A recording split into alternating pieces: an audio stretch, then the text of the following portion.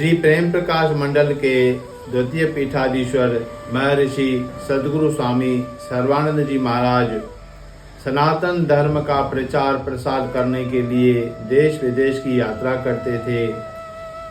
सद्गुरु महाराज एक बार चेन्नई, जिसे पहले मद्रास के नाम से जानते थे, वहाँ किसी भक्त के घर में भोजन और भजन का कार्यक्रम था। तो वहाँ गए तो उसी गली में एक इमारत से दूसरे या तीसरे मंजिल से किसी ने रोटियां फेंकी। तो उस रोटियों को देखकर एक गरीब व्यक्ति उस रोटियों को नाली से उठाकर धोकर खा रहा था।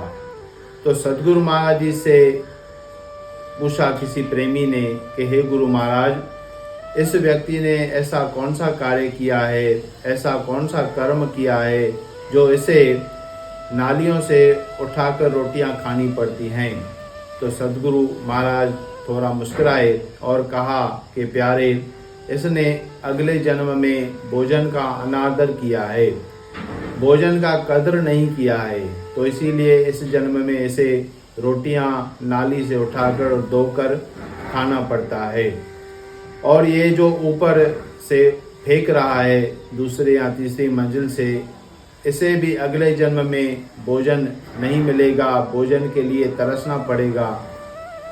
तो सद्गुरु स्वामी सर्वानंद जी महाराज कहते थे कि जो भोजन का अनादर करता है, भोजन का कदर नहीं करता है, तो उसे अगले जन्म में भोजन के लिए तरसना पड़ता है। तो भोजन का कदर करना चाहिए, उतना ही लो थाली में जो व्यर्थ न जाए नाली में।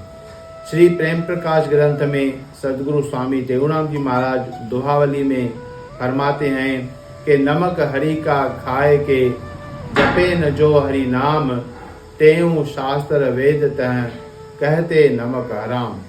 हम भगवान का भोजन प्रसाद खाते हैं तो उन्हीं का भजन करना हमारा कार्य है।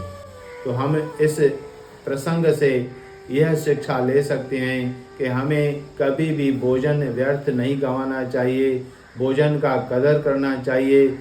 पहले तो भोजन बनाएं उतना जितना हमें चाहिए, अन्यथा बचता है तो किसी अन्य ज़रूरतमंद को दे दें, तो हमारा अवश्य ही कल्याण होगा।